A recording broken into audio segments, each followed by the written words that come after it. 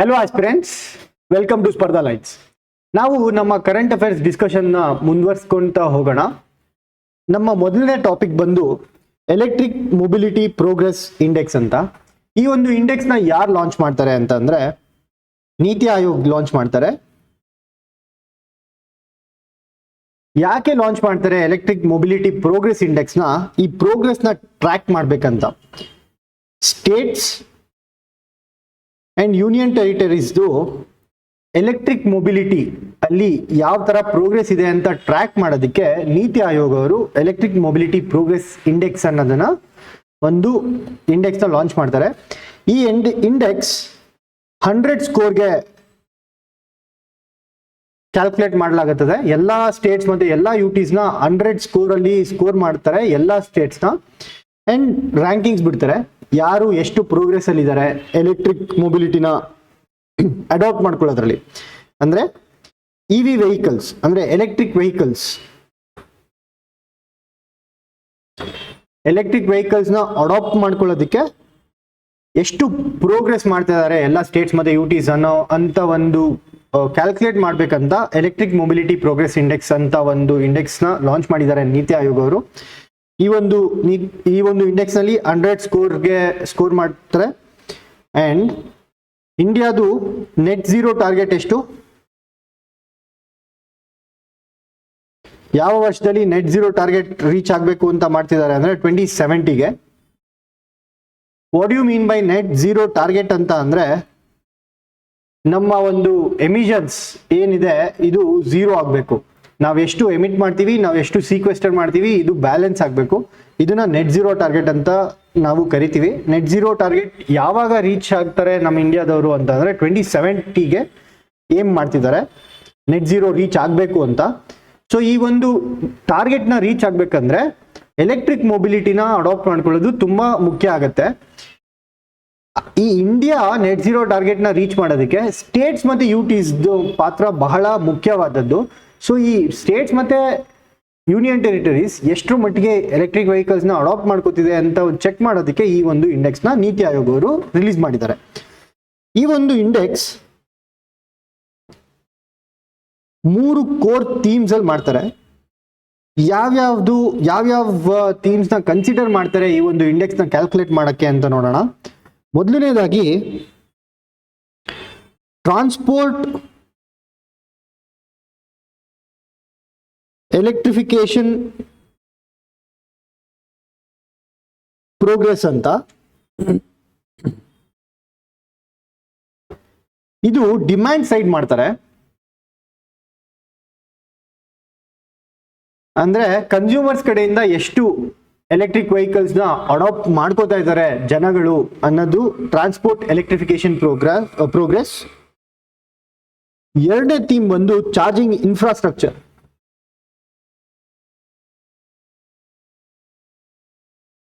ಇದು supply side ಇರುತ್ತೆ. ಅಂದ್ರೆ ನಾವು ಯಾವಾಗ ಈ ಎಲೆಕ್ಟ್ರಿಕ್ ವೆಹಿಕಲ್ಸ್ ನ ತಗೋತೀವಿ ಅಂತ ಅಂದ್ರೆ ನಮ್ಗೆ ಚಾರ್ಜಿಂಗ್ ಸ್ಟೇಷನ್ಸ್ ಎಲ್ಲ ರೆಡಿಲಿ ಅವೈಲಬಲ್ ಇದ್ದಾಗ ಅವಾಗ ನಾವು ಎಲೆಕ್ಟ್ರಿಕ್ ವೆಹಿಕಲ್ಸ್ ನ ಅಡಾಪ್ಷನ್ ಇನ್ನ ಈಸಿಯಾಗಿ ಆಗುತ್ತೆ. ಅಂಡ್ ಡಿಮ್ಯಾಂಡ್ ಸಹ ಬರುತ್ತೆ. ಚಾರ್ಜಿಂಗ್ ಇನ್ಫ್ರಾಸ್ಟ್ರಕ್ಚರ್ ಯಾವಾಗ ನಮ್ಮ ಇಂಡಿಯಾದಲ್ಲಿ ಡೆವಲಪ್ ಆಗುತ್ತೆ, so electric vehicles adoption will also be easier ಅವಾಗಿಂದ. ಹಾಗೆ ಮೂರನೇದಾಗಿ ಇವಿ ರಿಸರ್ಚ್ ಅಂಡ್ ಇನೋವೇಷನ್. ಈ 3 ಥೀಮ್ಸ್ನ ಇಟ್ಕೊಂಡು 100 ಸ್ಕೋರ್ಗೆ ನೀತಿ Aayog is coming up with electric mobility progress index anta. So this is about electric mobility progress index.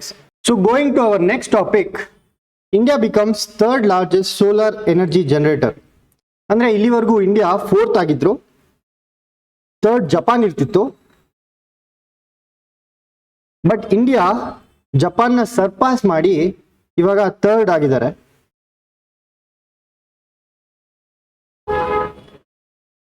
Solar ಎನರ್ಜಿನ generate ಮಾಡೋದ್ರಲ್ಲಿ ಭಾರತ 3ನೇ ಸ್ಥಾನಕ್ಕೆ ಬಂದಿದೆ, ಜಪಾನ್ನ ಹಿಂದಿಟ್ಟು. ಹಾಗಿದ್ರೆ ಫಸ್ಟ್ ಒಂದು ಚೈನಾ, ಸೆಕೆಂಡ್ ಸ್ಥಾನದಲ್ಲಿ USA ಇದೆ ಸೋಲಾರ್ ಎನರ್ಜಿ ಜನರೇಷನ್ ಅಲ್ಲಿ. ಇದು ನಮ್ಮ ಭಾರತದ ಒಂದು ಟಾರ್ಗೆಟ್ ಇದೆ, 500 gigawatts of electricity should come from renewable energy ಅಂತ.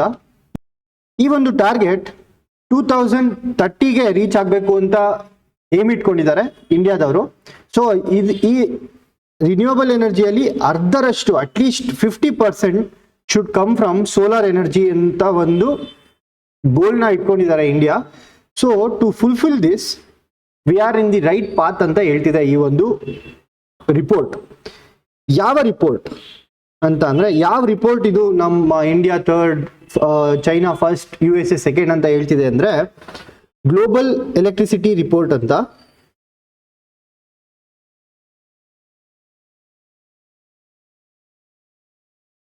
ಈ ಒಂದು ಗ್ಲೋಬಲ್ ಎಲೆಕ್ಟ್ರಿಸಿಟಿ ರಿಪೋರ್ಟ್ ನ ರಿಲೀಸ್ ಮಾಡೋದು ಒಂದು energy think tank called as Ember. Ember ಅನ್ನುವ ಒಂದು ಸಂಸ್ಥೆ ಗ್ಲೋಬಲ್ ಎಲೆಕ್ಟ್ರಿಸಿಟಿ ರಿಪೋರ್ಟ್ ನ ರಿಲೀಸ್ ಮಾಡುತ್ತೆ. ಈ ಗ್ಲೋಬಲ್ ಎಲೆಕ್ಟ್ರಿಸಿಟಿ ರಿಪೋರ್ಟ್ ಅಲ್ಲಿ ಭಾರತ ಇವಾಗ 3ನೇ ಸ್ಥಾನದಲ್ಲಿದೆ ಸೋಲಾರ್ ಎನರ್ಜಿನ ಜನರೇಟ್ ಮಾಡೋದ್ರಲ್ಲಿ ಅಂತ ಈ ಒಂದು ರಿಪೋರ್ಟ್ ನಲ್ಲಿ ಹೇಳ್ತಾರೆ. So coming to our next topic, Asian giant tortoise reintroduced in Nagaland Peren district ಅಂತ. ನಾಗಾಲ್ಯಾಂಡ್ ಅಲ್ಲಿ ಒಂದು ಜಿಲ್ಲೆ ಇದೆ ಪೆರೆನ್ ಅಂತ. ಈ ಪೆರೆನ್ ಡಿಸ್ಟ್ರಿಕ್ಟ್ ಅಲ್ಲಿ ಏಷಿಯನ್ ಜೈಂಟ್ ಟಾರ್ಟಾಯ್ಸ್ ನ ರೀಇಂಟ್ರೊಡ್ಯೂಸ್ ಮಾಡಿದ್ದಾರೆ. ಈ Asian giant tortoise is one of the critically endangered. IUCN release ಮಾಡುವಂತಹ ರೆಡ್ ಡೇಟಾ ಬುಕ್ ಅಲ್ಲಿ ಈ ಒಂದು ಏಷಿಯನ್ ಜೈಂಟ್ ಟಾರ್ಟಾಯ್ಸ್ ನ ಕ್ರಿಟಿಕಲಿ ಎಂಡೇಂಜರ್ಡ್ ಅಂತ ಕ್ಲಾಸಿಫೈ ಮಾಡ್ತಾರೆ. ಹಾಗೆ ಇದರ ನೇಟಿವ್ ಅಂದ್ರೆ ಇದು ನ್ಯಾಚುರಲ್ ಆಗಿ ಎಲ್ಲೆಲ್ಲಿ ಸಿಗುತ್ತೆ, ಎಲ್ಲೆಲ್ಲಿ ಕಾಣಿಸ್ಬೋದು ಅಂತ ಅಂದ್ರೆ ಸೌತ್ ಮತ್ತೆ ಸೌತ್ ಈಸ್ಟ್ ಏಷ್ಯಾದಲ್ಲಿ ಈ ಒಂದು ಜೈಂಟ್ ಟಾರ್ಟಾಯ್ಸಸ್ ನ ನೋಡ್ಬೋದು. ಅಂಡ್ ಹಾಗೆ ಇದು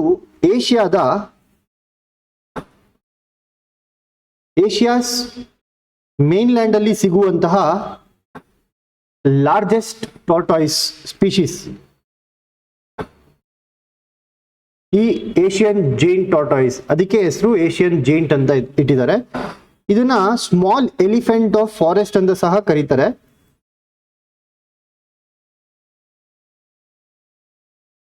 ಯಾಕೆ ಸ್ಮಾಲ್ ಎಲಿಫೆಂಟ್ ಆಫ್ ಫಾರೆಸ್ಟ್ ಅಂತ ಕರೀತಾರೆ ಅಂತಂದ್ರೆ, ಈಗ ಎಲಿಫೆಂಟ್ಸ್ ನ ನಾವು ಫಾರ್ಮರ್ಸ್ ಆಫ್ ದಿ ಫಾರೆಸ್ಟ್ ಅಂತ ಸಹ ಕರಿತೀವಿ. ಯಾಕಂದ್ರೆ ಸೀಡ್ ಡಿಸ್ಪರ್ಸಲ್ ಅಲ್ಲಿ ಅಥವಾ ನ್ಯೂಟ್ರಿಯೆಂಟ್ ಡಿಸ್ಪರ್ಸಲ್ ಅಲ್ಲಿ ಹೆಲ್ಪ್ ಮಾಡುತ್ತೆ ಎಲಿಫೆಂಟ್ಸ್ ಅಂತ. ಅದೇ ರೀತಿ ಈ ಟಾರ್ಟಾಯ್ಸ್ ನ ಸಹ ಸ್ಮಾಲ್ ಎಲಿಫೆಂಟ್ ಆಫ್ ಫಾರೆಸ್ಟ್ ಅಂತ ಕರೀತಾರೆ. ಸೊ ಇಷ್ಟು ಏಷಿಯನ್ ಜೈಂಟ್ ಟಾರ್ಟಾಯ್ಸ್ ಬಗ್ಗೆ ಗೊತ್ತಿರಬೇಕು. ನಾಗಾಲ್ಯಾಂಡ್ ನ ಕ್ಯಾಪಿಟಲ್ ಯಾವುದು?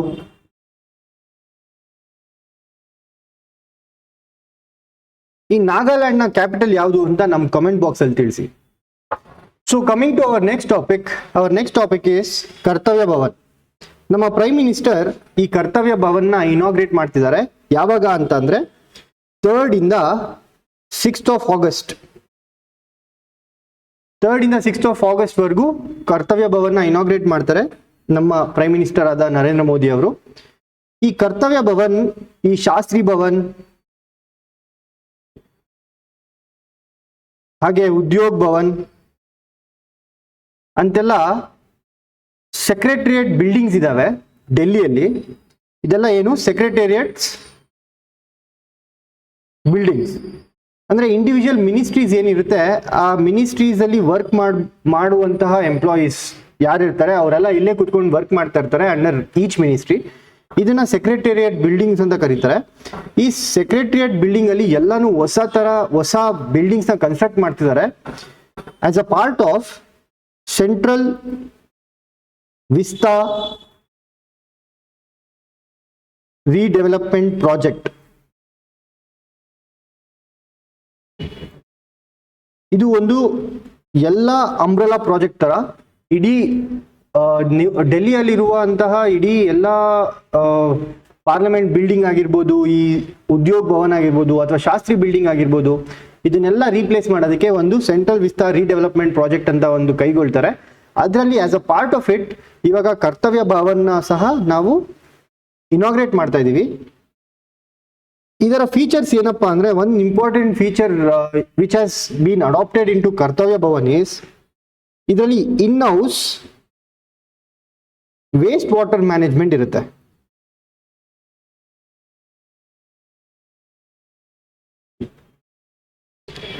ಸೊ ಈ ಒಂದು ಕರ್ತವ್ಯ ಭವನ್ ಒಳಗಡೆನೆ ವೇಸ್ಟ್ ವಾಟರ್ ಮ್ಯಾನೇಜ್ಮೆಂಟ್ ಪ್ಲಾಂಟ್ ಏನಿರುತ್ತೆ, ಆ ಒಂದು ವಾಟರ್ ಎಲ್ಲ ಏನು ಯೂಸ್ ಆಗಿರೋ ವಾಟರ್ ಇರುತ್ತೆ ಅದನ್ನೆಲ್ಲ ರೀಸೈಕಲ್ ಅಥವಾ ರೀಯೂಸ್ ಮಾಡೋದಕ್ಕೆ ಅಲ್ಲೇ ಒಂದು ಪ್ಲಾಂಟ್ ನ ರೆಡಿ ಮಾಡಿದ್ದಾರೆ.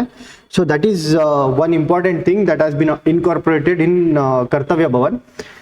ಹಾಗೆ ಇದನ್ನ ಎನರ್ಜಿ ಎಫಿಷಿಯಂಟ್ ಬಿಲ್ಡಿಂಗ್ ಆಗಿ ಮಾಡ್ತಿದ್ದಾರೆ. ಅಂದ್ರೆ ಎಷ್ಟು ಸಾಧ್ಯನೋ ಅಷ್ಟು ಎಫಿಷಿಯನ್ಸಿ ಜಾಸ್ತಿ ಮಾಡೋದ್ರಲ್ಲಿ, ಅಂದ್ರೆ ಸೋಲಾರ್ನ ಇದು ಮಾಡೋದು ಅಥವಾ ವಿಂಡ್ ಪವರ್ನ ಯೂಸ್ ಮಾಡೋದು, ಜಿಯೋ ಥರ್ಮಲ್ ಪವರ್ನ ಯೂಸ್ ಮಾಡೋದು, ಈ ಎಲ್ಲ ಇದು ಮಾಡಿ ಎನರ್ಜಿ ಎಫಿಷಿಯನ್ಸಿನ ಕಾಪಾಡ್ತಿದ್ದಾರೆ. So this is about Kartavya Bhavan.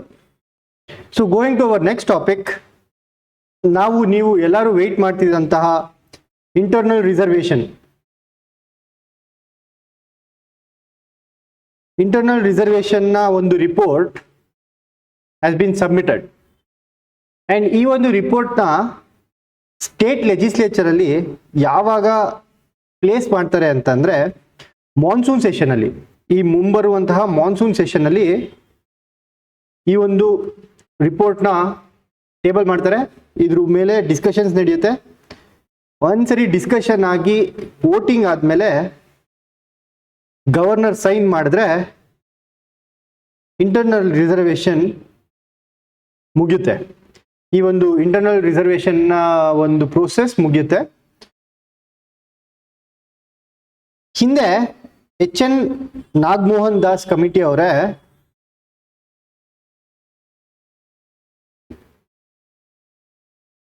ಒಂದು ರಿಪೋರ್ಟ್ ಮೂಲಕ 15% ಏನಿತ್ತು SC ರಿಸರ್ವೇಷನ್ 17%ಗೆ ಇನ್ಕ್ರೀಸ್ ಮಾಡ್ತಾರೆ. ಈಗ ಅದೇ HN ನಾಗಮೋಹನ್ ದಾಸ್ ಕಮಿಟಿ ಅವ್ರನ್ನೇ ಇಂಟರ್ನಲ್ ರಿಸರ್ವೇಷನ್ ಸಹ ಅಪಾಯಿಂಟ್ ಮಾಡಿದ್ದಾರೆ ಕಮಿಟಿ ಹೆಡ್ ಆಗಿ. ಯಾವ ತರ ಇಂಟರ್ನಲ್ ರಿಸರ್ವೇಷನ್ ಯಾವ ತರ ಮಾಡಬೇಕು, ಯಾವ್ಯಾವ ಸಬ್ ಕ್ಯಾಟಗರಿಗೆ ಯಾವ್ಯಾವ ಎಷ್ಟೆಷ್ಟು ಪರ್ಸೆಂಟೇಜ್ ರಿಸರ್ವೇಷನ್ ಕೊಡಬೇಕು ಅಂತ ನೋಡೋದಕ್ಕೆ HN ನಾಗಮೋಹನ್ ದಾಸ್ ಅವರ ಕಮಿಟಿನೇ ಫಾರ್ಮ್ ಮಾಡಿದ್ದಾರೆ. ಇವರು ಒಬ್ರು ರಿಟೈರ್ಡ್ ಹೈಕೋರ್ಟ್ ಜಸ್ಟಿಸ್.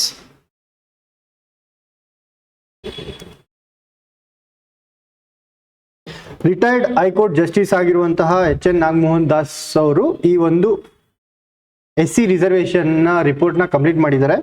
ಈ ಒಂದು ರಿಪೋರ್ಟ್ ಅಲ್ಲಿ 6 ರೆಕಮೆಂಡೇಶನ್ ನ ಕೊಟ್ಟಿದ್ದಾರೆ. ಕರ್ನಾಟಕ ಗವರ್ಮೆಂಟ್ಗೆ 6 ರೆಕಮೆಂಡೇಶನ್ಗಳನ್ನ ಕೊಟ್ಟಿದ್ದಾರೆ. ಯಾವ್ಯಾವ ರೆಕಮೆಂಡೇಶನ್ ಅಂತ ಮುಂಬರುವ ದಿನಗಳಲ್ಲಿ ನಾವು ನೋಡೋಣ. ಇವಾಗ as of now they have submitted the report to the legislature, cabinet, sorry. So ivaga at present they have submitted the report to the cabinet. ಮುಂದೆ ಮಾನ್ಸೂನ್ ಸೆಷನ್ ಅಲ್ಲಿ ಏನೇನಾಗುತ್ತೆ, ಯಾವ್ಯಾವ ತರ ಇದ್ರ ಮೇಲೆ ಡಿಸ್ಕಷನ್ ನಡೆಯುತ್ತೆ ಅಂತ ನೋಡೋಣ. So this is about HN Nagamohan Das committee and on SC reservation. Going to our one liners, Karnataka brings all AYUSH medicines under FSDA control. AYUSH ಅಂದ್ರೆ ಆಯುರ್ವೇದ, Y ಅಂದ್ರೆ ಯೋಗ, U ಅಂದ್ರೆ ಯುನಾನಿ, S ಅಂದ್ರೆ ಸಿದ್ಧ, H ಅಂದ್ರೆ ಹೋಮಿಯೋಪತಿ. ಈ ಎಲ್ಲಾ ಡಿಪಾರ್ಟ್ಮೆಂಟ್ಸ್ ನ ಸೇರಿ ಆಯುಷ್ ಅಂತ ಕರೀತಾರೆ. ಇದನ್ನ ಇನ್ನೊಂದು ಹೆಸರಲ್ಲಿ ಕರೀತಾರೆ ಟ್ರೆಡಿಷನಲ್ ಮೆಡಿಸಿನ್ಸ್ ಅಂತ. ಇದೆಲ್ಲ ನಮ್ಮ ಟ್ರೆಡಿಷನಲ್ ಮೆಡಿಸಿನ್ಸ್ ಅಂತ ಸಹ ಕರೀತಾರೆ, ಆಯುರ್ವೇದ, ಯೋಗ ಅದೆಲ್ಲ. ಇವಾಗ ಈ ಎಲ್ಲಾ ಮೆಡಿಸಿನ್ಸ್ನು FSDA ಕಂಟ್ರೋಲ್. FSDA ಅಂತಂದ್ರೆ food safety and drug administration ಅಂತ. Food safety and drug administration ಮುಂಚೆ 2 ಆರ್ಗನೈಸೇಷನ್ಸ್ ಇತ್ತು. ಒಂದು ಫುಡ್ ಸೇಫ್ಟಿಗೆ, ಇನ್ನೊಂದು ಡ್ರಗ್ ಕಂಟ್ರೋಲ್ಗೆ 2 ಆರ್ಗನೈಸೇಷನ್ ಇತ್ತು. ಕರ್ನಾಟಕ ಈ 2ನೂ ಮರ್ಜ್ ಮಾಡಿ ಒಂದೇ ಆರ್ಗನೈಸೇಷನ್ ಮಾಡಿದೆ. ಯಾವುದು ಅಂದ್ರೆ FSDA. ಈ FSDA ಅಂಡರ್ಗೆ ಈ ಆಯುಷ್ ಮೆಡಿಸಿನ್ ನ ಸಹ ಇವಾಗ ಸೇರಿಸಿದ್ದಾರೆ Karnataka government. So this is about Karnataka bringing Ayush medicines under FSDA control. ಕೂಸಿನ ಮನೆ ನಮ್ಮ ಮುಂದಿನ ಒನ್ಲೈನರ್ ಕೂಸಿನ ಮನೆ. ಏನಿದು ಕೂಸಿನ ಮನೆ ಅಂತ ಅಂದ್ರೆ, ಈ MG ನರೇಗಾ ಏನಿದೆ, MG ನರೇಗಾ ವರ್ಕರ್ಸ್ ಅಂದ್ರೆ ಫಿಮೇಲ್ ವರ್ಕರ್ಸ್ ಇರ್ತಾರಲ್ವಾ, ಅವರ ಮಕ್ಕಳನ್ನ ನೋಡ್ಕೊಳ್ಳುವಂತಹ ಒಂದು ಫೆಸಿಲಿಟಿ ಕೂಸಿನ ಮನೆ. ಫಿಮೇಲ್ ವರ್ಕರ್ಸ್ ಇದನ್ನ ಕ್ರೆಶೆ ಅಂತ ಸಹ ಕರೀತಾರೆ. Creche facilities for female workers under MG NREGA is ಕೂಸಿನ ಮನೆ. ನಮ್ಮ ಕರ್ನಾಟಕ ಗವರ್ಮೆಂಟ್ನ ಇನಿಷಿಯೇಟಿವ್ ಇದು. MG ನರೇಗಾದಲ್ಲಿ ಯಾವುದೇ ಒಂದು ಫಿಮೇಲ್ ವರ್ಕರ್ ತನ್ನ ಮಗುವನ್ನ ಕರ್ಕೊ ಬಂದ್ರೆ ಅಲ್ಲಿ ಆ ಮಗುನ ನೋಡ್ಕೊಳ್ಳೋಕೆ ಮಾಡಿಕೊಟ್ಟಿರುವಂತಹ ಫೆಸಿಲಿಟೀಸ್ನ ಕೂಸಿನ ಮನೆ ಅಂತ ಕರಿತೀವಿ. ಸೊ ದಿಸ್ ಈಸ್ ಅಬೌಟ್ ಕೂಸಿನ ಮನೆ. ಇವತ್ತು ನಮ್ಮ ಕರೆಂಟ್ ಅಫೇರ್ಸ್ ಡಿಸ್ಕಷನ್ನ ಎಂಡ್ ಮಾಡೋಣ. ಮುಂದಿನ ಸಂಚಿಕೆಯಲ್ಲಿ ಇನ್ನಷ್ಟು ಇಂಪಾರ್ಟೆಂಟ್ ಆಗಿರುವಂತಹ ಕರೆಂಟ್ ಅಫೇರ್ಸ್ ಆರ್ಟಿಕಲ್ಸ್ ಜೊತೆಗೆ ಮೀಟ್ ಆಗೋಣ. Thank you.